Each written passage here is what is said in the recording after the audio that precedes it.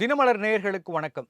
2026 சட்டமன்ற தேர்தல் முடிவுகள் வெளியாகி கொண்டிருக்கிற இந்த நிலையில் நம்மோடு இணைந்திருக்கிறார் அரசியல் விமர்சகர் திரு ஜெகதீஸ்வரன் அவர்கள். வணக்கம் சார். வணக்கம் சார்.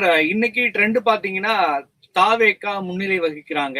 நீங்க தொடர்ந்து அத்தனை ஆதரவு இல்லாத கட்சி அது அதிகப்படியாக பேசப்படுகிறது அப்படின்னு நிறைய விமர்சனங்களை வச்சீங்க. உங்களோட விமர்சனங்கள் பொய்த்திருக்கிறது அப்படின்னு நம்ம பார்க்க முடிகிறது.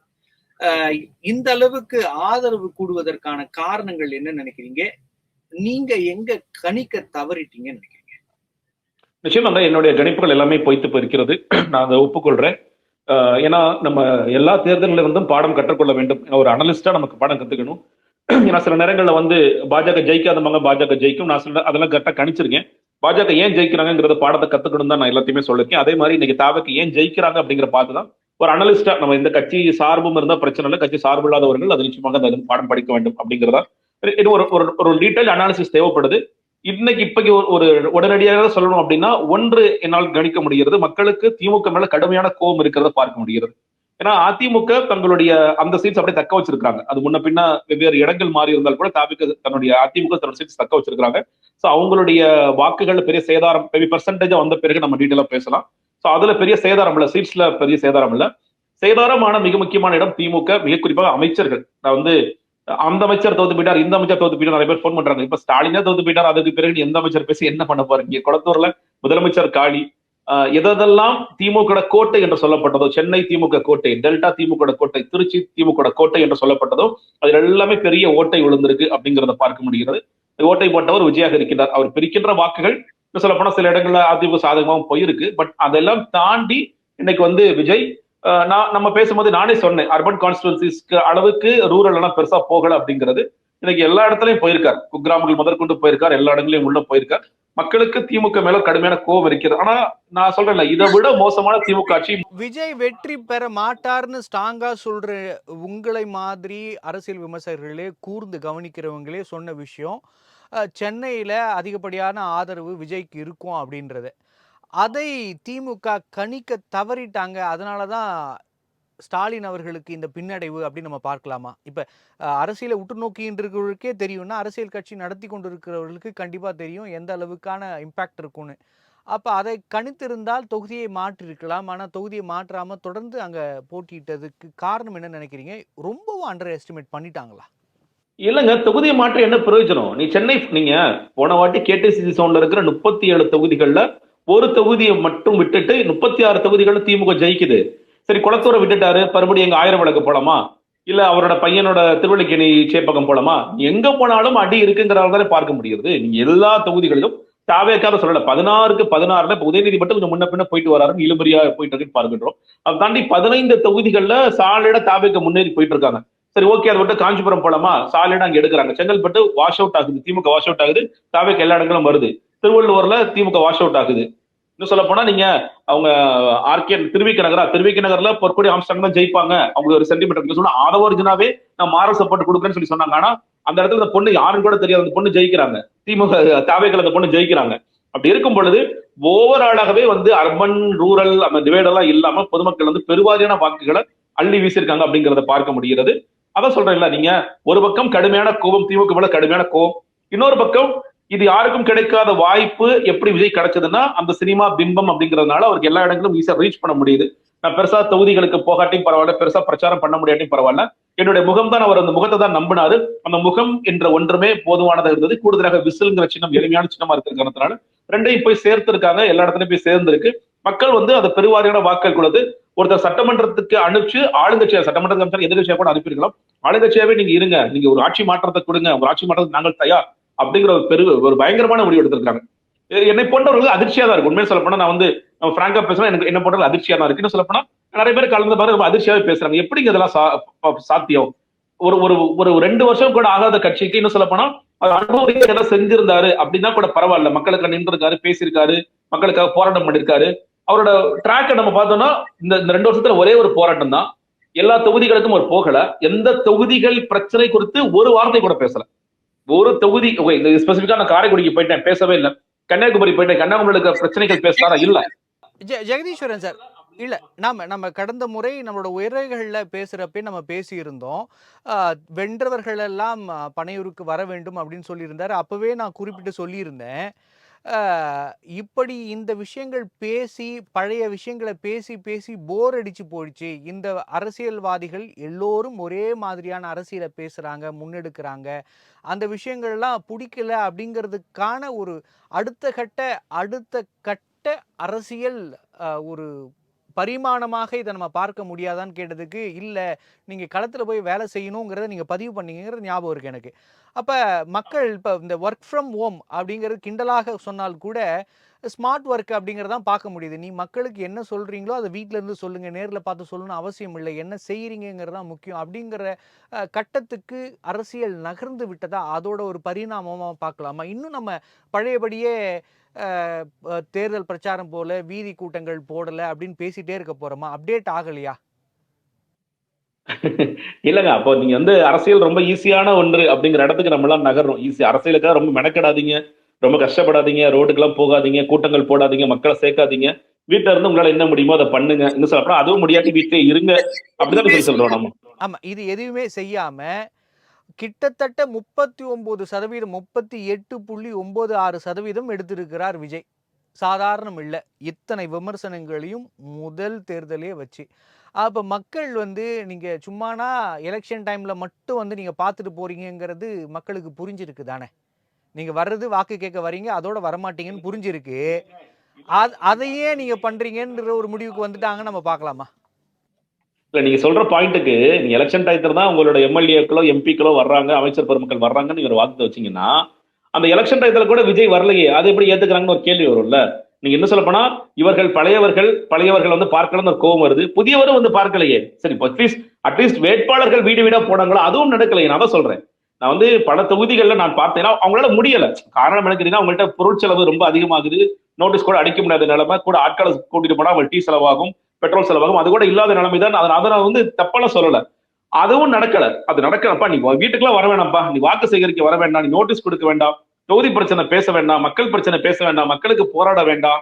எதுவுமே செய்ய வேண்டாம்ப்பா அப்படின்னு சொன்னா இதற்கு அர்த்தம் என்னன்றது எனக்கு புரியலங்க. அதாவது ஏன்னா மாற்றத்திற்கு இல்ல தொகுதி பிரச்சனைகள பேசுவது என்பது வேறு. அவரோட அடிப்படை தேவைகள பூர்த்தி செய்வது என்பது வேறு. களத்துல போய் நாங்க வீட்ல ஓட்டு கேட்கணும். அப்படிங்கிற நிலைமை வேறுன்னு இது 2த்தையும் வேறுபடுத்தி மக்கள் பார்க்குறாங்களா? அப்படிங்கிற கேள்விய தார்மீகமாக நம்ம உணர்வுபூர்வமாக புரிஞ்சுக்க வேண்டியிருக்கு இல்லையா? கரெக்ட் தாங்க. நீங்க சொல்றதுல இப்ப என்ன எடுன்னு கேட்டீங்கன்னா, வேட்பாளர் யார், வேட்பாளர் என்ன செய்கிறார், வேட்பாளர் முகம் இது எதுவுமே மக்களுக்கு முக்கியம் இல்லைன்னு ஒரு இடத்துக்கு நகர்றாங்க நான் பார்க்கிறேன். ஏன்னா விஜய் தான் இதான் நினைச்சார். விஜய் தான் இதை விரும்பினார். விஜய் இதான் செயல்படுத்தினார். நான் வந்து எனக்குத்தான் வாக்கு, என்னுடைய முகத்திற்கு தான் வாக்கு, என்னுடைய சின்னத்திற்கு தான் வாக்கு. அதனாலதான் அவர் ரொம்ப கவனமா வேட்பாளர்கள் அறிமுகப்படுத்துறதோ, வேட்பாளர்களை வந்து பெயர்களை கூட சொல்றதுக்கோ அவர் விட்டுட்டார். அதோ ஸ்ட்ராட்டஜியா கூட இருந்திருக்கலாம். பட் எனக்கு ஆச்சரியமான விஷயம் என்ன கேட்டீங்கன்னா, ஓகே 234லையும் விஜய் தான், நான் தான் இப்ப வேட்பாளர். மதுரை மேற்கு, மதுரை தெற்கு, திருப்பரங்குன்றம், திருமங்கலம் அந்த விஷயத்துக்கு வாக்களிச்சிட்டாங்க. ஆனா நான் யாருக்கு வாக்களிச்சேன்னு தெரியாம வாக்களிப்பது சரியாங்கிற கேள்வி நான் முன்வைக்கிறேன். எனக்கு தெரியல மக்கள் என்னால இப்ப என்ன கேட்டீங்கன்னா, என்னால மக்களை புரிஞ்சுக்க முடியல. நான் தோத்துட்டே நான் ஒத்துக்கிறேன். பகிரங்கமா நான் தோத்துட்டே ஒத்துக்கிறேன். ஆனா மக்கள் வந்து என்ன செய்யறாங்கிற கேள்வி இருக்குல்ல. எனக்கு அப்பா வேட்பாளர்லாம் முக்கியம் இல்லப்பா. எனக்கு விஜய் சொல்லிட்டாருப்பா. சரிங்க விஜய் சொல்லிட்டாருங்க. ஓகே விஜய் என்ன செஞ்சாரு அடுத்த கேள்வி கேட்பேங்க. ஏங்க நான் அதாவது நம்ம 10-15 வருஷம் இந்த சமூகத்திற்காக வேலை செஞ்சுட்டு அந்த அடிப்படையில இருந்து பேசுறேன். நீ அந்த மக்களாக இருக்கக்கூடியவர்கள் இதுலதான் சிரமம் இருக்கு புரிஞ்சுக்கிறாங்களா? சட்டமன்றம்னா என்னன்னு புரிஞ்சுக்கிறாங்களா? ஒரு அமைச்சரவை எப்படி இருக்கும்? ஒரு அதிகாரி நான் எப்படி இருப்பாரு? ஒரு ஒரு சட்டமன்றம் எப்படி நடக்கும்? அந்த புரிதல்லாம் மக்களுக்கு இருக்குதா? அந்த கூடுதல் கவனம் இருக்குன்னா எனக்கு தெரியல. அதான் சொல்றேன். நான் இந்த பேக்ரவுண்ட் நான் பேசுறேன். நான் கடந்து வந்த பாதையில இருந்து நான் பேசுறேன். எனக்கு இது எதுவுமே தெரியாத ஒருவர் எப்படி நீங்க வாய்ப்பளிக்கிறீங்கன்னு ஒரு கோபமும் ஒரு கேள்வியும் எனக்கு இருக்கிறது. அதெல்லாம் தேவையில்லைங்க. விஜய்ங்கிற முகம் மட்டும் போதுங்க. இல்ல அந்த கேள்வியில நம்ம இன்னும் ஆழ்ந்து பார்த்தார் கூட, இந்த விஷயங்கள்லாம் தெரிஞ்சு நிறைய அரசியல்வாதிகள் இருக்கிறார்கள். தலைமுறையாக இருக்கிறார்கள். அல்லது தன்னுடைய முழு நேர அரசியலாக இருக்கிறார்கள். அவர்லாம் என்ன செஞ்சுட்டாங்க? இப்ப நம்ம குறை சொல்ற அளவுக்கு மத்தவங்கள குறை சொல்ற அளவுக்கு என்ன செஞ்சுட்டாங்க? அப்படிங்கிற ஒரு மிகப்பெரிய வெறுப்பு ஏற்கனவே இருக்கிற அரசியல் தலைவர்கள் மீது இருக்கிறத நம்ம பார்க்குறோம். அதுவும் குறிப்பாக இந்த அரசியல் கட்சிய சாராத பொதுமக்கள்ட்ட சாதாரணமா சொல்லுவாங்க. யார் வந்தாலும் என்ன பண்ண போறான்? அப்படிங்கிற அந்த வார்த்தை என்பது சாதாரணமாக இருந்துகிட்டே தான் இருந்திருக்கு. அதையும் தாண்டி கூட எல்லாம் தெரிந்த அரசியல் கட்சி நடத்தின உங்கள மாதிரி அரசியலை அங்கு களத்துல போய் சந்திச்சு, அதோட சாதக பாதகங்கள தெரிஞ்சவங்களுக்கும் ஒரே ஓட்டு தான். எனக்கு வேட்பாளர் யாருன்னே தெரியல. நான் விஜய்க்கு போடணும்னு நெனைச்சாலும், அவருக்கும் ஒரே ஓட்டு தான். இப்ப அப்படி அரசியலிருந்து தள்ளி இருந்தவர்களை அரசியல் நோக்கி இழுத்திருக்கிறார் அப்படிங்கிறத நம்ம ஏற்கனவே பேசியிருக்கோம். அந்த வாக்குகள் தான் அதிகப்படியான இந்த வாக்கு வித்தியாசத்திற்கு, அந்த பெர்சன்டேஜ் உயர்வுக்கு காரணம் பார்க்கலாமா? அல்லது ஏற்கனவே வாக்கு அளித்துட்டு இருந்தவங்க, இவர்கள் மீது இருக்கிற வெறுப்பால இங்க மாறியிருக்காங்க அப்படின்னு பார்க்கலாமா? ஒண்ணு, நீங்க 19 நடக்கல நான் ஏத்துக்க மாட்டேன். நீங்க நீங்க வந்து எதுவும் நடக்கல எதுவும் நடக்கணும் பார்வை வைக்கிறீங்களா, அதை நான் கண்டிப்பா ஏத்துக்க மாட்டேன். ஏன்னா இப்ப ஒண்ணு இல்லைங்க, நீங்க 5 வருஷத்துக்கு முன்னாடி மகளிர் உரிமை தொகைன்னு ஒண்ணு கிடையாது. நான் திமுக மட்டும் உதாரணமா சொல்றேன். இலவச பேருந்துங்கிறது ஒண்ணு கிடையாது. இதனால இதனால இல்ல ஒரு முடிச்சிடறேன். இதனால நீங்க நான் கேட்கிற கேள்விங்கிறது இதனால பயனடைஞ்சீங்களா இல்லையாங்கிறது. என்னோட சின்ன விளக்கத்தை மட்டும் கொடுத்துறேன். இது என்னோட புரிதல் இல்ல. அரசியலுக்கு தங்களுக்கு சம்பந்தம் இல்லைன்னு நினைச்சிட்டு இருக்கவங்க இந்த மாதிரியாகத்தான் நினைச்சிட்டு இருக்காங்க. நாம தொடர்ந்து அரசியல்ல பார்க்கிறோம், பயணிக்கிறோம். என்ன மாற்றங்கள் நமக்கு புரியுது. நான் புரிஞ்சு நான் சொல்றேன், அந்த மக்கள்கிட்ட தான் நான் உங்க மூலியமா கேள்வி கேட்கிறேன். உங்களுக்கு வந்து 5 வருஷத்துக்கு முன்னாடி மகளிர் உரிமை தொகை ஒண்ணு கிடையாது. 5 வருஷம் முன்னாடி இலவச பேருந்துங்கிறது கிடையாது. நான் முதல்வன்கிற திட்டம் கிடையாது. நீங்க வந்து பெண்களுக்கும் பசங்களுக்கும் காலேஜ் போற பசங்களுக்கு 1000 ரூபாய் திட்டம் கிடையாது. இது எல்லாம் டைரக்டா பயனாளர்களா இருக்கீங்க. நான் முதல்வன் திட்டம், நீங்க வந்து நிறைய விளையாட்டு அரங்கங்கள், நிறைய டெவலப்மெண்ட் ஒர்க்ஸ், இன்ஃப்ராஸ்ட்ரக்சர் ஒர்க், இது அதிமுக சேர்த்து சொல்றேன். அதிமுக ஆட்சி காலத்தில் அவர்களும் செய்திருக்கிறார்கள், திமுக ஆட்சி காலத்தில் அவர்களும் செய்திருக்கிறார்கள். இன்னைக்கு வரைக்கும் லாஸ்ட் மைல் கனெக்டிவிட்டி ரோடு இருக்குன்னா தமிழ்நாட்டில் தான் அதிகமாக இருக்கு அப்படிங்கிறது நமக்கு எல்லாமே தெரியும். டேட்டாவோட இருக்கு. பொருளாதார வளர்ச்சியிலே நம்ம முன்னேறி இருக்கோம். கடன் அதிகமா வாங்கியிருக்கோம், அந்த குற்றச்சாட்டு இருக்கு, ஊழல் இருக்கு, அதெல்லாம் ஓகே.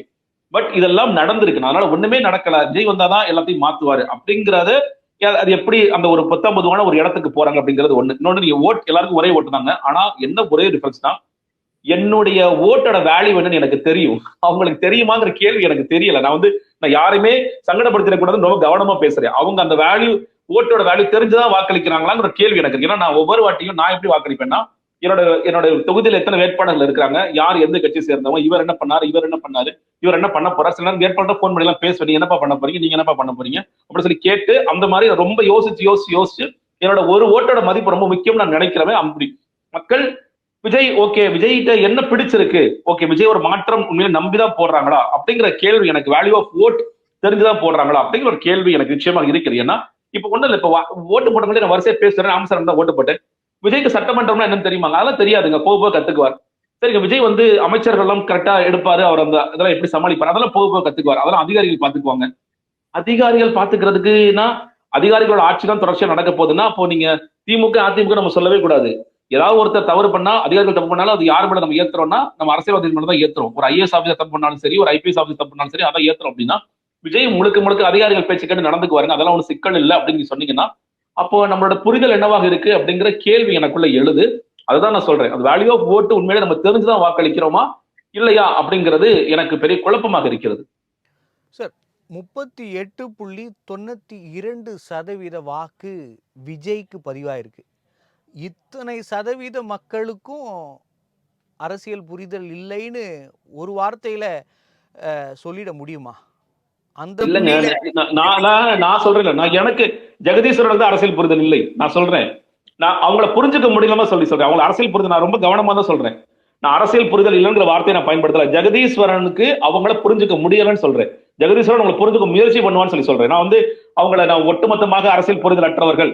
நான் என்னன்னா, என்னோட சின்ன கேள்வி இருக்கேன் மனசுக்குள்ள. நான் ரொம்ப பிராங்கா பேசுறேங்க. நான் எந்த ஒரு யோசனையும் இல்லாம நான் சொல்றேன்ல, நான் மனப்பூர்வமா நான் என்னோட கணிப்பை என்ன தவறுச்சுன்னு உண்மையில எனக்கு ரொம்ப ஒரு பெரிய குத்தல் எனக்குள்ள இருக்கு. அதை சேர்த்து வெளிப்படுத்துறேன். எனக்கு அந்த வேல்யூ ஆஃப் ஓட்டு தெரிஞ்சுதான் போடுறாங்களா தெரியாம போடுறாங்க, எனக்குள்ள அந்த கேள்வியை நான் எழுப்புறேன். எதன் அடிப்படையில் அது வாக்களிக்கிறாங்க, வாக்குங்கிறது நம்ம எதன் அடிப்படையில் வாக்களிக்கிறோம்? ஏன்னா ஒண்ணு இல்லைங்க, நீங்க எவ்வளவு வேட்பாளர் இப்ப கேட்கிறேன், ஒருத்தர் நீங்க எந்த தொகுதியில வாக்களிச்சு சார், எனக்கு பேரெல்லாம் தெரியல சார், நான் இந்த தொகுதியில வாக்களிச்சேன்னு சொல்லி சொன்னாரு. என்னால அதை ஏத்துக்க முடியாது. ஏங்க, நான் ஒருத்தருக்கு வாக்களிச்சேன்னா அவர் யாருன்னு நான் யோசிப்பேங்க. நீங்க ரொம்ப நாள் அவர் என்ன படிச்சிருக்காரு, அவர் என்ன பேக்ரவுண்டு, சொத்து மதிப்பு அவ்வளவுதான் வேண்டாம்.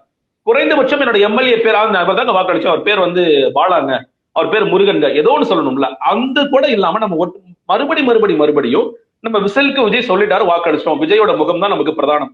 அந்த முகத்திற்காக நான் சொல்றேன், நம்ம ஏற்கனவே பேசிருக்கோம். என்னை பொறுத்த வரைக்கும் ஒரு ஐடியாக்கு ஓட்டா இல்ல முகத்திற்கு ஓட்டான்னா, அரசியலை பொறுத்த வரைக்கும் ஐடியாவுக்கு தான் ஓட்டு இருக்கணுமே தவிர முகத்திற்கு வாக்கு இருக்கக்கூடாது. இது இன்னொரு ஒரு தப்பான எக்ஸாம்பிள். ஜெகதீஸ்வரன் சார், என்னோட இறுதியான கேள்வி வச்சிடுறேன். நாம என்னமோ இது புதுசா பேசிட்டு இருக்க மாதிரி ஒரு மாயத்தோற்றம் நமக்குள்ளே இருக்குங்கிறத நான் நினைக்கிறேன். ஏன்னா, உங்களுக்கு காலங்காலமாகவே தெரியும். யாருக்கு ஓட்டு போட்டேன்னு கேட்டா, ஒரு 10 வருஷத்துக்கு முன்னாடி வரைக்கும் கூட எம்ஜிஆருக்கு ஓட்டு போட்டேன்னு சொன்னவங்களும் இருந்தாங்க. யாருக்கு ஓட்டுன்னு கேட்டா, அவர்களுக்கும் தெரியாது யார் வேட்பாளர்ன்னு. ரெட்டை இலைன்னு சொல்லுவாங்க. உதயசூரியன் சொல்லுவாங்க. இன்னும் அப்படியான மக்கள் இருக்காங்க. இன்னும் கட்சியில இருக்கவங்களே நெறைய பேர் கேட்டீங்கன்னா, திமுகவோ, அதிமுகவோ குடும்பமாக நாங்க பரம்பரையாவே திமுக தான், பரம்பரையாவே அதிமுக தான் சொல்லுவாங்க. அவர்களுக்கு மட்டும் அந்த அரசியல் புரிதல் இருக்கான்னு கேட்டா, கேள்விக்குறி தான். உங்களுக்கும் தெரியும். அப்படியான இருந்த தமிழகம் தானே சார். இது ஒண்ணும் புதுசு இல்லையே. விஜய் நிக்கிறாரு, எம்ஜிஆருக்கு ஓட்டு போடுறேன், ஜெயலலிதாவுக்கு ஓட்டு போடுறேன், கருணாநிதிக்கு ஓட்டு போடுறேங்கிற புள்ளியில தானே வந்து நிப்பாங்க. சில இடங்கள்ல அந்த வேட்பாளரை பத்தி மாறும். ஆனாலும் அந்த பேஸ் ஓட்டு அப்படிங்கிறது எப்பொழுதுமே இருக்கும். ஆனா அதிலேயே இப்போ ஓட்ட விழுந்திருக்கு. கிட்டத்தட்ட 22.85% அதிமுகவும், 24.13% திமுகவும் எடுத்திருக்காங்க. அப்ப எப்பொழுதுமே வாக்கு பதிவாயிட்டு இருந்தவங்களுக்கே இப்ப மாறி இருக்கு அப்படின்னா, அ தமிழக மக்கள் காலங்காலமாக எப்படி இருந்தாங்களோ அப்படியே தானே இருக்காங்கன்னு நம்ம புரிஞ்சுக்கலாம். இல்லங்க. அப்போ என்னோட கேள்வி என்னவாக இருக்கும்னா, நீங்க இப்போ அமைச்சர்கள் பெருவாரியான அமைச்சர்கள் எனக்கு தெரிஞ்சு ரகுபதி, மெய்யநாதன் புதுக்கோட்டையில திருமயத்தையும் இந்த பக்கம் ஆலங்குடியும் விட்டுட்டு மற்ற எல்லா அமைச்சர்களுமே பின்னடைவுல தான் இருக்காங்க. இந்த நம்ம பேசுற இந்த தருணம். அப்ப மக்களுடைய வாக்கு என்பது இப்ப சேகர் பாபுவுக்கு எதிர்த்து, முதலமைச்சர் ஸ்டாலினுக்கு எதிர்த்து, உதயநிதிக்கு எதிர்த்து, திருச்சுழியில தங்கம் தென்றஸ்க்கு எதிர்த்து அப்படிங்கிற கணக்கா பார்க்கணுமா? இல்ல எங்களுக்கு விஜய் வேட்பாளர்கள் பிடிச்சிருக்கு, அங்க ஆப்போசிட்ல நிக்கிறவர் யாரு என்னங்கிறதெல்லாம் தெரியாது, ஒட்டுமொத்தமாக எங்களுக்கு விஜயை கொண்டு வரணும் அப்படிங்கறதுக்காக இருக்குமா? அப்போ அதுதான் எனக்கு எனக்கு புரியாத கேள்வியாக இருக்கிறது. ஏன்னா திமுக காரர்கள் ஓகே இந்த இடத்துல இவர் தான் நிக்கிறாரு அப்படிங்கிறது தெரிஞ்சு திமுக வாக்கு. பட் யாரு நிக்கிறாரு, இந்த அமைச்சர் இங்க நிக்கிறாரு, நீங்க ரொம்ப எம்எல்ஏக்கள் கூட விட்டுருங்க, அமைச்சர்கள் இந்த இடத்துல நிக்கிறாரு, கே என் நேரு நிக்கிறாரு, அன்பில் மகேஷ் நிக்கிறாரு அப்படிங்கிற அளவுக்கு தெரிஞ்சு ஓட்டு போடுவாங்க. அதே இடத்துல எதிர்த்து நிக்க வேட்பாளர் யாருப்பா, ஆதிராஜாராம் நிக்கிறாரு, இந்த பக்கம் இவர் நிக்கிறாரு, இந்த அமைச்சர் விஜயபாஸ்கர் நிக்கிறாரு அப்படிங்கிற அளவுக்கு தெரிஞ்சுதான் திமுக அதிமுக ஓட்டு போறவங்க போடுவாங்க.